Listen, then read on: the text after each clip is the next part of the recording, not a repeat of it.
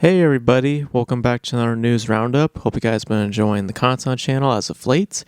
I have two news roundups coming up today, if anything else pops up, we'll discuss it. But I wanted to discuss this because this is, frankly, very interesting.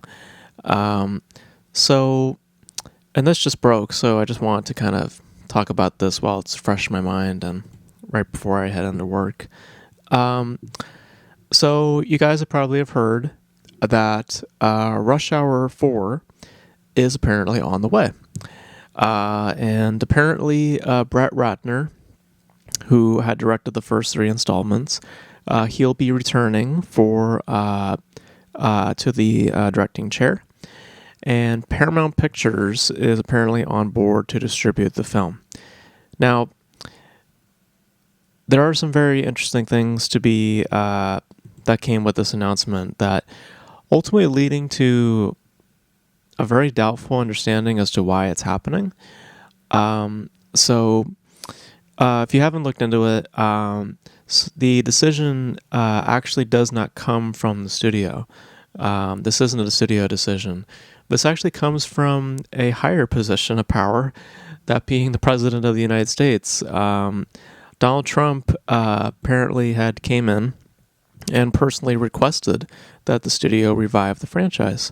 And apparently, I guess, having Brett Ratner involved as well, I guess, was potentially a part of that, conversation. For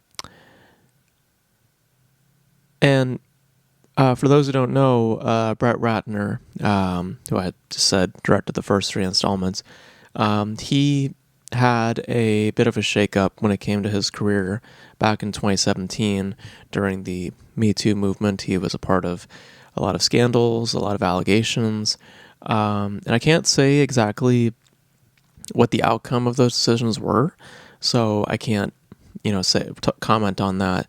But needless to say, there were hesitations because, for those who don't know, Ratner and I forget who his producing partner was. They have been actually shopping around Rush Hour 4 to a couple of studios. I believe that Warner Brothers at one point looked into it and passed on it, as well as other studios here and there. And before this decision was announced, Brett Ratner had actually directed a documentary based on Donald Trump's wife, Melania Trump, which Amazon apparently paid $40 million to be released, according to Variety here.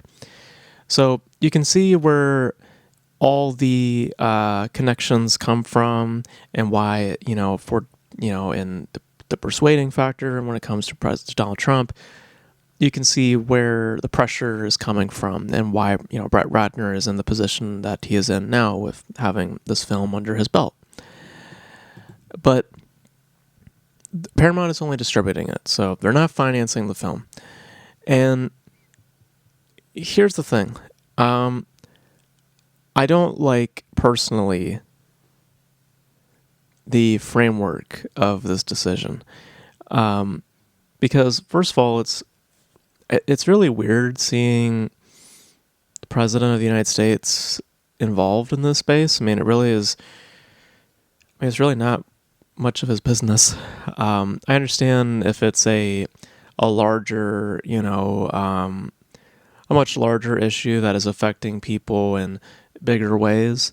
I understand why he might want to step in, but for something very specific, in regards to reviving an old franchise and having a filmmaker who, is disgraced, someone who is riddled with controversy and allegations, to basically force the studio to make it so, I think is not particularly great. It sets a bad precedent for the kind of power, that is within the studios and the decisions that they can or cannot make, to be at the mercy of someone who is as powerful as the President of the United States. I just think that it's not. It shouldn't be his decision to make. It shouldn't be Trump's decision. It should be the studio's decision. And if you look into it, all the studios have basically walked away from it, purely because I think because of Brett Ratner's involvement.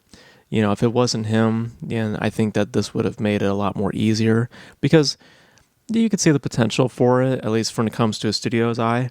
You know, you look at something like Bad Boys, you know, reviving an old, you know, buddy cop type scenario, Beverly Hills Cop, you know, coming back, and these other older type of franchises that reside in that field.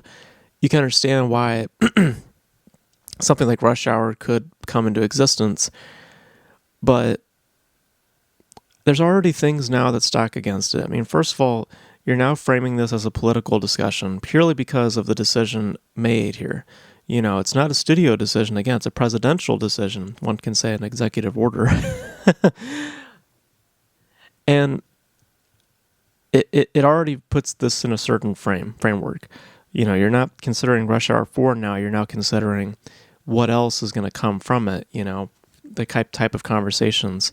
And there's no guarantee also this is going to get a large marketing campaign, because, I mean, Paramount, it doesn't seem that Paramount wanted to do it.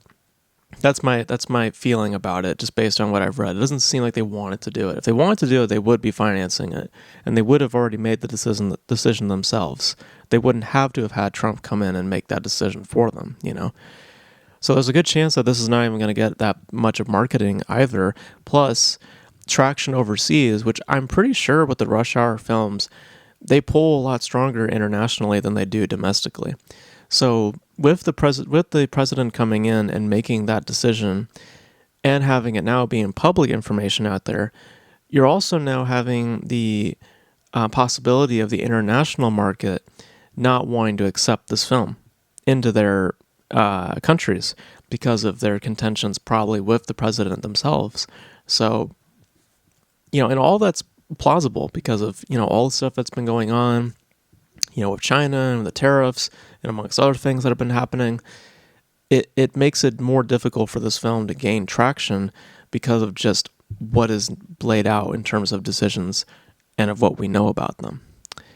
Also, no guarantee that the actors will return. I mean, especially given the filmmaker's history right now, who is to say these actors just forfeit and just choose to not return?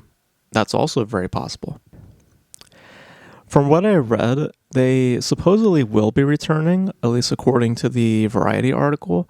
Says Rush Hour 4, which will see the return of original stars Jackie Chan and Chris Tucker, will mark Ratner's first feature film since 2014's Dwayne Johnson-led Hercules. And Paramount will be paid a flat distribution fee to release Rush Hour 4 theatrically, and won't be on the hook to market or finance the film. So more of what I was just saying, you know, like they're not obligated to market the film, and they may not. So there's a lot of reasons why, personally for me, I just don't see why you need to do this. You know, if this was done in a different way, you know, that had distanced itself from the potential for a political conversation, you know, with not having Trump come in and do what he did, to not have Brett Ratner involved, I think that then it might have been a little more plausible. I still think that it's a pretty dated franchise, if I'm being honest. I don't think that it really holds a whole lot of value today. So even there, I still have my issues, just purely as of what it is. You know, I just don't think that it will resonate as heavily, just because I don't think the franchise is really that notable. But yeah, you guys, let me know your thoughts. I mean, do you guys feel this decision is sound, or do you feel like me, where it's like there's a lot going against it, and I feel like it's not really going to pan out the way that maybe Trump himself thinks it might? But let me know all your thoughts in the comment section below. And that's going to be it for this video, guys. Thank you guys for tuning in. And until then, I'll catch you guys in the next video. Bye.